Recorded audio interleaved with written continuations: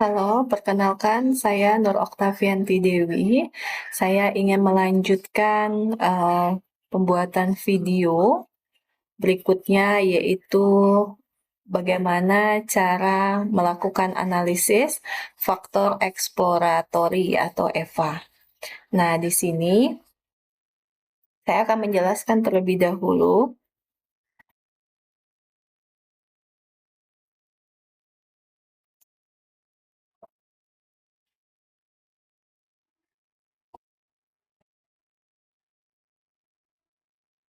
apa sih sebenarnya analisis faktor eksploratory itu. Nah, EVA ini biasa disingkat dengan EVA.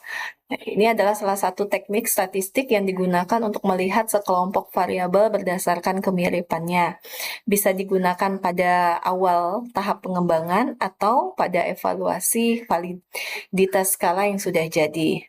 Nah, kita memiliki indikator suatu variabel lalu membuat suatu instrumen yang mencakup butir-butir pertanyaan, kemudian dilakukan uji coba kepada responden. Nah, kemudian dilakukan analisis faktor eksploratory atau EVA untuk menentukan ada berapa faktor atau dimensi dari suatu variabel yang sedang kita teliti. Kemudian merumuskan faktor atau dimensi pembentuk variabel. Nah, yang kedua, asumsi harus dipenuhi untuk melakukan EVA ini, yaitu sampel kita itu harus cukup untuk mendeteksi adanya kemiripan antar variabel. Nah, nanti bisa kita lihat dari KMO-nya. Nah, itu harus lebih besar daripada 0,5, maka sampel itu dinyatakan cukup. Kemudian 0,880 lebih besar daripada 0,5. Nah, ini berarti nanti kita akan bisa lihat. Kemudian nilai korelasi antar variabelnya itu yang tinggi akan membentuk satu kelompok sendiri. Nanti kita bisa lihat dari hasil di tabel Bartlett Test of Sphericity untuk melihat tiap itemnya saling berkorelasi atau tidak. Nah, seperti itu. Nah, langsung saja kita masuk ke dalam SPSS kita. Nah, di sini saya sudah memasukkan data literasi digital yang sudah diberikan. Nah, kemudian sudah diubah dalam bentuk angka seperti ini. Nah, yang pertama kita lakukan adalah klik analyze, kemudian kita pilih dimension reduction, kemudian pilih faktor. Nah, tadi karena saya sudah mencoba ke 17 item pertanyaan ini, kita masukkan ke dalam variabel. Setelah itu kita klik deskriptif, kita centang initial solution, kemudian KMO-nya. Kemudian di extraction-nya, di metodenya kita pilih maksimum, kemudian kita klik screenplot, kemudian kita memilih based on engine value. Kenapa kita memilih ini? Karena ini adalah yang kita buat itu belum ada panduan awal seperti itu. Kita continue, kemudian klik rotation, di sini kita klik Varimax, kemudian di sini rotate solution. Kemudian optionnya di sini kita klik sort by size, artinya nanti supaya dia bisa beraturan size-nya. Kemudian absolute value below-nya ini kita ubah menjadi 0,30. Ini oke. Nah, teman-teman bisa lihat hasil yang keluar di sini KMO-nya. Kita akan kopikan dulu di Word. Nah, di sini kita akan jelaskan dulu KMO-nya. Nah, ya. Nah, KMO itu untuk mengukur kecocokan data untuk analisis faktor. Jadi nilai KMO itu berkisaran antara 0 dan 1 dengan nilai lebih tinggi menunjukkan kecocokan data yang lebih baik. Nah, nanti kita bisa lihat yang kita sudah kopikan. Ini ya. Bahwa kita bisa melihat KMO-nya di sini nilainya 0,880. Nilai ini menunjukkan bahwa data yang kita miliki itu cukup memadai untuk analisis faktor. Artinya KMO yang di atas 0,5 umumnya dianggap baik untuk melanjutkan analisis faktor. Nah, sedangkan di sini kita bisa approve square-nya itu nilainya 955,458. Ini adalah nilai statistik square yang digunakan untuk menguji apakah variabel-variabel dalam data kita itu saling berkorelasi. Nah, kemudian DF ini adalah nilai simpang atau derajat kebebasan untuk uji chi-square. Kemudian nilai signifikannya ini kecil daripada 0,01, yaitu 0,00. Karena dia kurang dari 0,05, maka uji Bartlett ini menunjukkan data ini memenuhi syarat untuk melanjutkan analisis faktor. Karena tadi nilai KMO-nya lebih besar daripada 0,5 dan hasil uji Bartlett-nya menunjukkan kolerasi yang signifikan antar variabel. Nah, selanjutnya di sini kita akan bisa melihat engine value-nya ya dari sini, dari data yang sudah kita lihat miliki.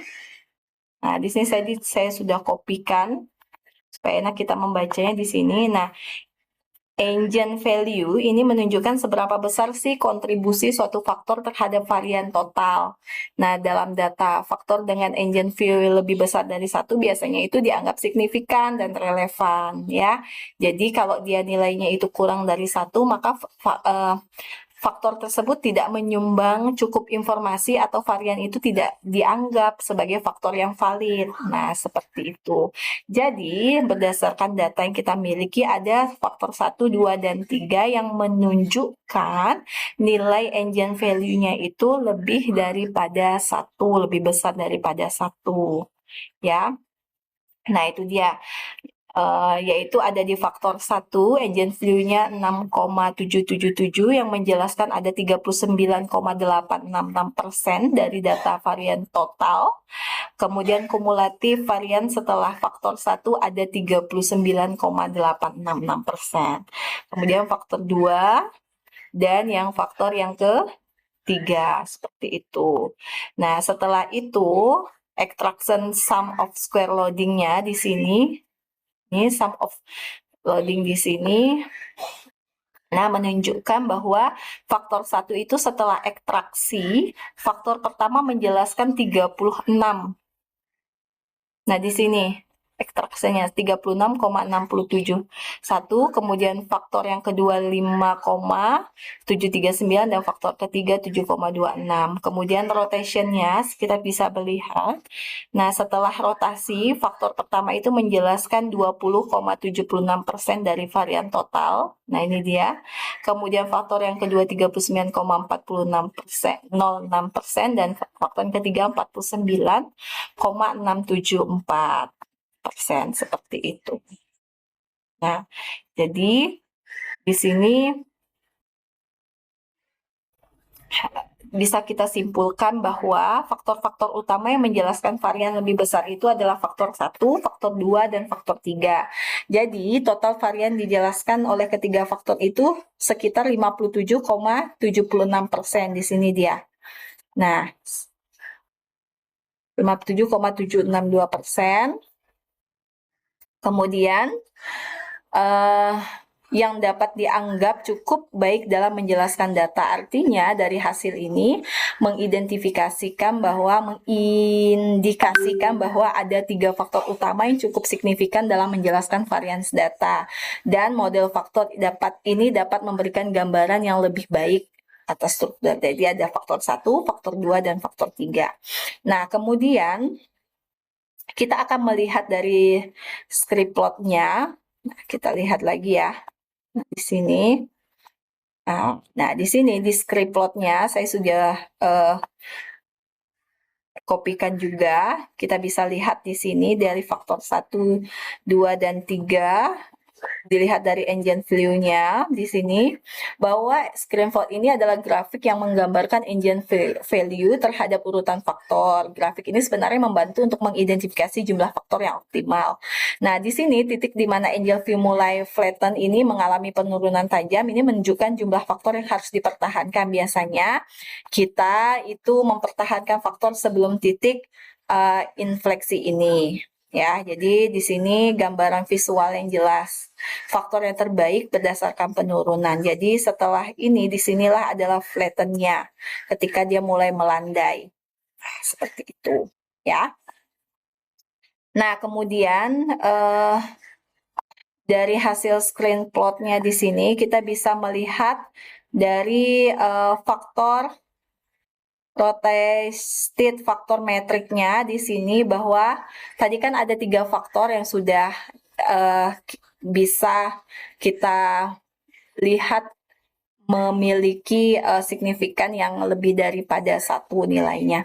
Nah, berdasarkan 17 pertanyaan kuesioner yang tadi kita lihat di literasi digital, kita bisa melihat apakah bagian-bagian kuesioner itu termasuk ke dalam faktor 1, 2, atau 3. Nah, di sini bisa kita lihat, saya sudah buat di sini.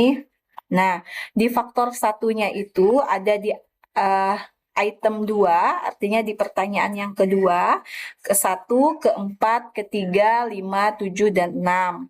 Kemudian, untuk faktor yang kedua, faktor kedua di sini item 8, 11, item 13, 15, dan item 6. Nah, di sini bisa kita lihat dan item 14. Kemudian di faktor yang ketiga, di sini saya bisa juga cek di faktor yang ketiga itu ada di item 17. Nah, di sini ya 17, item 16, item 12, item 9, dan item 10. Nah, jadi dari pertanyaan kuesioner digital literasi itu sudah bisa dimasukkan ke dalam, dia masuk ke dalam faktor 1, 2, dan 3. Bisa terlihat jelas di situ.